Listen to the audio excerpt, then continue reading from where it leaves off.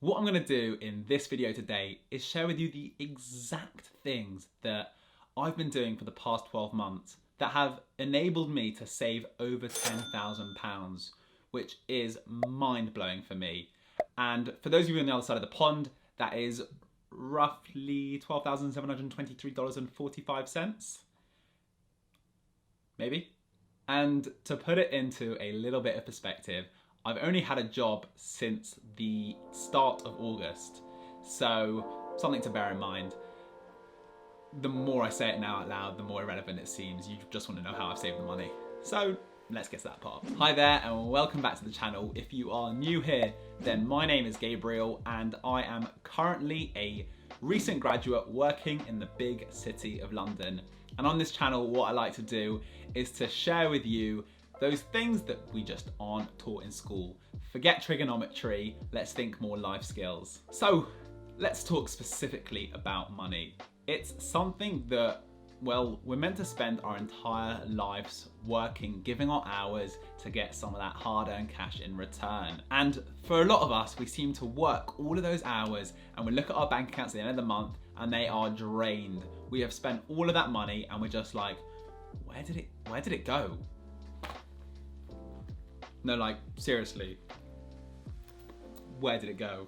Oh, actually, get in, payday. Send this back where it came from. Turns out there are actually some really simple steps that you can take to make sure that at the end of the month, at the end of the year, you look in your bank account and your money is still there. You have something towards the future, whatever that future is. I mean, you wanna buy a car, you wanna buy a house. It's all money, you're gonna need it. In this video, I'm gonna be taking a look at 3 specific things when it comes to saving money. The first one is goals. Pretty self-explanatory. Second one is budgeting and tracking.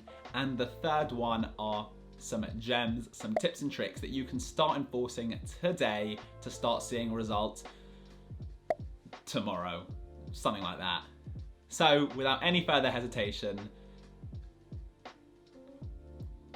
did you get it? Yeah, I thought it was funny. Let's jump right in to the content. Let's talk about goals. Goal. Sorry, sometimes I get taken over by my second personality. Now, these are essential when it comes to trying to save money, because you're not gonna try and save money if you're not saving it towards anything. Whether your goal is to have a massive investment portfolio, whether it's to buy your first property in the next 5 years or to get a car in the next 2, these are the things that will give you the motivation to think to yourself, stop, you do not need another pair of white trainers because in 2 years' time you want that car. So goals, essential, that's all I'm gonna say. Tracking and budgeting. Well, you're not gonna be able to budget without tracking, knowing your incomings and knowing your outgoings. There are so many apps out there for this, and I will pop some up right over here right now. But what I actually like to do when it comes to budgeting and tracking is just to create a simple Excel sheet. On one side goes all my incomings, so I know exactly what's coming in to my bank account each month. And on the other side are your normal expenditures. Now, obviously these are gonna vary and they're gonna fluctuate from month to month. So what I would suggest is to take a look at your bank statement for the past 3 months and take an average of that and look at the essentials. Don't look at the little extra things you're getting there all the time. Know exactly what you are spending your money on, what you need to spend your money on, and then know how much you have left over. And from that, it's time to create a budget. The best principle that I've come to learn about this is called the 50-30-20 rule. And it's quite simple. So let's get a nice pie chart up over here. 50% of your money, that goes on essentials, the things that you need to live, transportation, shelter, food, essential food, and yes, I think you get the picture. 50% of your money should go on that. Now, 30% then goes on what we like to call the non-essentials, and that's things such as those new pair of white trainers that you really want. And finally, 20% of your salary every month no excuses, should be going into your savings. Now, of course, this rule is just as a principle, but if you're able to increase that 20% into the other two categories, then you are winning. And firstly, increase it into your non-essentials before obviously you increase your savings into the essential things that you need in your life, because we don't want you living outdoors, especially not here in the UK. It's freezing. Tips and tricks. Now I'm going to share with you some of the biggest secrets in the world. So seriously, don't share it with anyone unless you just want to share this video and get it more views. That's fine, but outside of this video, don't share it with anyone. What these are the things that I have incorporated into my life that have helped me to stop buying things that I don't need, or that I think I need at the moment, but essentially I could live without. And that's how you're gonna save money, by sacrificing some of that expenditure and putting it into your savings. The 30-day rule. What this is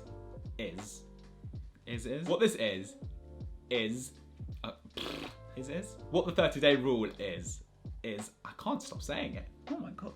Is that a thing? What the 30-day rule is, how do you say that? The 30-day rule is essentially stopping yourself from impulse buying. And when you want to go and buy something, why not just give yourself a 30-day period? Instead of spending that money, put it in your savings account, let it earn a little bit of interest, and come back in 30 days and see if you still want it. 9 times out of 10, if you can go those 30 days without it, you'll probably end up thinking to yourself, you didn't need it in the first place. Now you can do variations of this, and some people just call it the 24-hour rule, where if you want to buy something, you just have to give it a 24-hour period until you buy it. And the reasoning behind this is science. It's always science. But the science behind this is all about the dopamine rush you get from shopping. But turns out we've got it all wrong. I know that it feels great to shop, but turns out that it's actually the anticipation of shopping that spikes up this level of dopamine and not the actual purchase itself. And what that means is that do all the window shopping you want, get that anticipation up, get the dopamine levels up, get those benefits, but don't waste the money on the actual purchase at the end of the day. Make a list. When you're going out to shop, especially when you're doing like the groceries or the food shopping, this one is so relevant. You will walk up and down an aisle and just throw things into your cart. Okay, maybe you're only doing online shopping right now because of COVID, but it's the same idea. You'll just scroll through all the products that you want and just throw things into the cart. But instead what you should do is make a list of exactly what you need. And this way, what you'll find is you'll only buy the essentials, the things you actually need, and you won't just be throwing in things on top for the sake of it. Slight tangent. For those of you with a really keen eye, you might have just noticed the camera angle slightly changed. The lights might have slightly moved.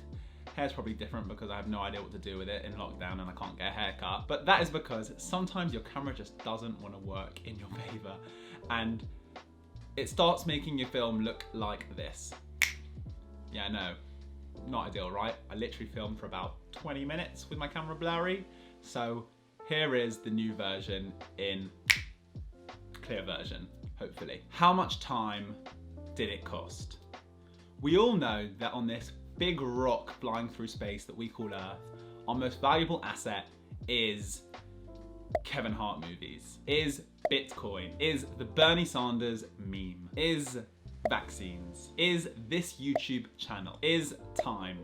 And the essence behind this is having a slight switch in your mindset and starting to think of the things that you buy not in terms of how much they cost, but in terms of how long you've had to work in order to buy that. And that might start to slow down the rate at which you're purchasing things that you just don't need. Take, for example, a pair of shoes that cost £100. And let's say that your daily salary was £100. Now that means that you had to put in 24 hours of work to buy those pair of shoes. And essentially what this means is, looking at things in this way, you might think twice before making that purchase. Or you might not, I think that's a great deal, and go ahead and buy it. Subscriptions, subscriptions, subscriptions. Now, in all honesty, these are probably my biggest hurdle when it comes to trying to make savings. We've all been in that moment where this incredible deal for this one thing we weren't sure about signing up for has flashed up on our phone 3 months, no subscription fee, and then on you have to make, obviously, the normal payments. And we think to ourselves, great, obviously I'm just gonna sign up for 3 months and then I'll remember to cancel. But we forget and we start to pay that monthly rate and we just don't notice it coming out of our account. Or on the other hand, we pay for subscriptions that we think we need, but 3 or 4 months down the line, we just stop using them and forget that we're paying for them. Now, even if it's just something like £10 a month worth of subscriptions, that's over £100 a year.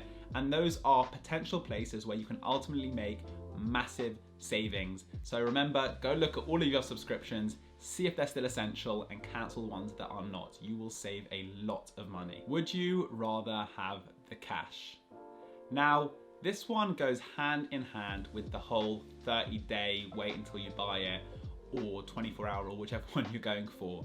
And ultimately what it's all about is, would you rather have received that cash from someone or that item that you're about to buy from someone? Then if you take the cash, you've made a little bit more of a saving.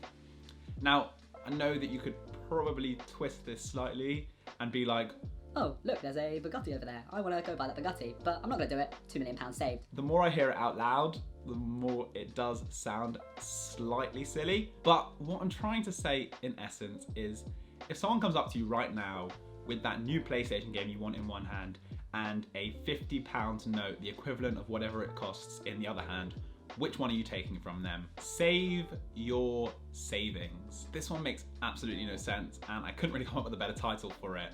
But let me break it down. Whenever you make a saving using any of these rules or any other way that you do it in life, take that money and put it into a separate savings account. And what that account will act as is a visual reminder of the amount of money that you've managed to save from not spending on things that you are about to spend on. And what that does for me in particular is every time I go and look at that account, I get a little bit more motivation to understand that even though I think I'm only making little savings at a time, they accumulate over time and end up actually equating to quite a large amount of money. And that is all the motivation I need to save towards my future. I hope some, all, maybe even just one of these tips has been useful for you.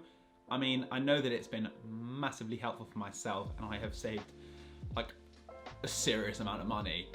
And all I can say is that hopefully this has been useful. If it has, it'd be amazing if you just subscribe to this channel if you want and like the video on YouTube if you actually like the video. Anyway, thanks for watching and I'll see you in the next video.